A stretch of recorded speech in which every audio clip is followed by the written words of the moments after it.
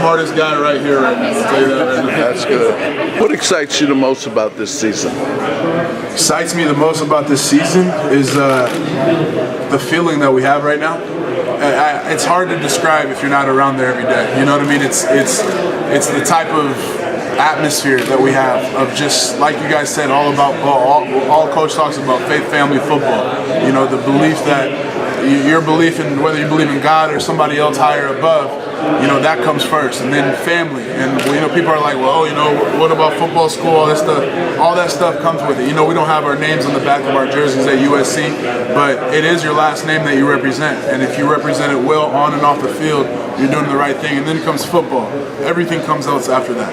And that type of mentality right now has me excited for the season. What have you done to prepare yourself to go to the next level? To go to the next level? Yes. Gone to USC. You know, everybody asks, what are you doing to prepare for the NFL? I've been preparing for the NFL since I was in high school. You know what I mean? Preparing, you know, plans of getting my degree early, which I did in 3 years. Preparing plans, I'll have my master's at the end of this year.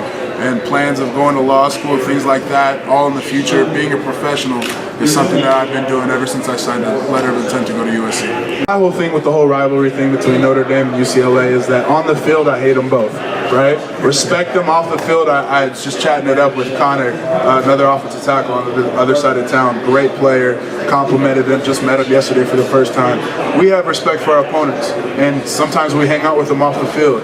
But who's the bigger rival? It's honestly whoever we're playing that week. As college football players, we should, as people who are not being paid for the sport, right? We're not celebrities, right? We're treated as celebrities and we're held to that standard.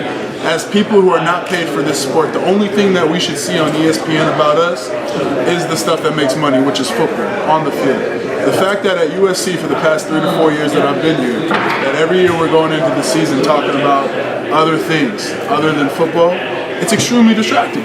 But that's why we are so excited to have a guy like Coach Helton and Lynn Swan running our team, because they're all about ball and they're all about winning championships, and they've done it themselves.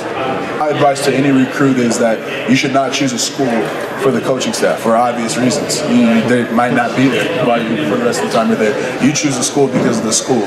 So I chose to come 1,000 miles away from home to play for USC. The tradition, the 2 years, my junior year of high school, my senior year of high school, 2011, 2012 draft, Tyron Smith, Matt Khalil, both the first tackles that are taken. Why else wouldn't I come here? You know what I mean? And so saying that, transitioning that over, having 5 different offensive line coaches in the past 5 years has been the best thing for me. If not, it gets me ready for the National Football League to be here in about 6 months. But I'm not worried about that. But the reason why I say that is because you take and you pick and part with what you want to take from each coach. And it would have been great to have one of them. You know, all 5 of them are great. To be your coach the whole time. I feel like you would have got a solid technique down. You know what I mean? It is hard, but it's a skill set that I can use. Like about Coach Helton, it's not just given because I'm a top player or I'm the best on the field. It's given because the leadership role I've earned from my teammates. And who sees that first? The strength coaches, because I'm putting in extra time personally. I'm bringing guys with me. There's 3 different types of people, okay? There's the survivors who are just happy to be here and survive, right? Then there's the competitors, the guys who choose on which play to do. Those are sometimes could be NFL Pro Bowlers, but they're not, those. Then there's the dominators. You guys got like Troy Polamalu, Russell Wilson, guys like these who bring guys with them and live that lifestyle day by day, every day. Got it. So which one are you? I'm a dominator, hands down. All right. He was one of the guys that got injured at center. And by the time we got to the Pac-12 championship game, we were playing with Nico Fala, who was, by the way, stepped up, battling for the position right now for the 1 spot. He was our 4th string center. We were playing with our 4th string center at the end of the season. But because of the offseason and the importance of the offseason, I really want to stress this. You have to, as a leader, and this is what we did last year, and this is especially what we're carrying over, you have to hold your 4th, 3rd string guy and your freshman up to the same standard they hold me. And because if you don't, by the time you get to week 8, injuries happen. What if I get hurt? Somebody else is going to step in for me, and they have to be able to. If not, we'll lose football games.